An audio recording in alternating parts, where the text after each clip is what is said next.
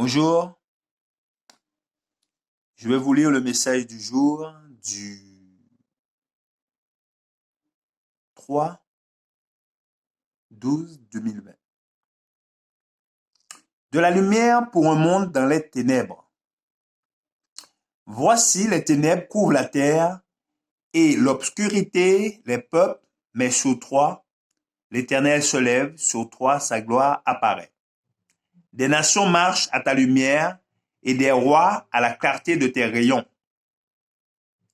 Les ténèbres couvrent la terre et l'obscurité les peuples.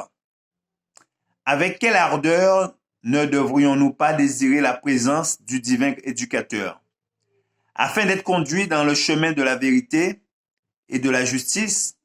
Dieu a déjà parlé à de nombreuses reprises en divers endroits et de différentes manières.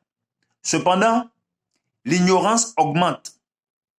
Nous devons proclamer la vérité avec plus de force afin d'apporter à l'humanité la connaissance de Dieu. La distinction entre les gens du monde et les chrétiens doit être plus marquée. Donnons à la Bible une place prépondérante. Étudions-la avec diligence pour découvrir le trésor qu'elle recèle.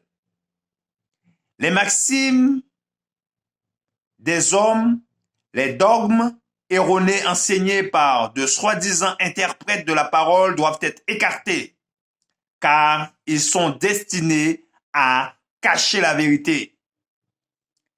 Les Juifs se détournèrent de Jésus, le Messie dont les prophètes avaient annoncé la venue.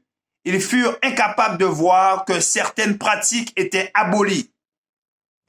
En annulant la loi de Dieu, en dédaignant la vérité, la chrétienté a abandonné le Christ et donné la preuve qu'elle n'était pas disposée à recevoir les enseignements d'origine céleste.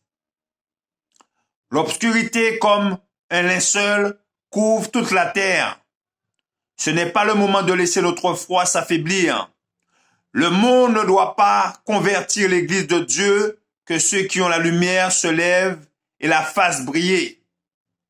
Si nous voulons être prêts pour l'apparition de Dieu et Sauveur Jésus-Christ, ne nous unissons pas à ceux qui aiment les plaisirs plus que Dieu et cherchent des distractions dans les jeux et les fêtes. Sentinelles vigilantes, nous devons proclamer le matin vient et la nuit aussi.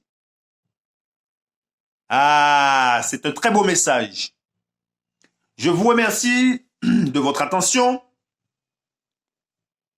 Que notre Créateur, notre Dieu, vous garde et vous bénisse. C'est là ma prière pour vous. Je vous dis de passer une bonne fin de journée. À bientôt si Dieu le veut.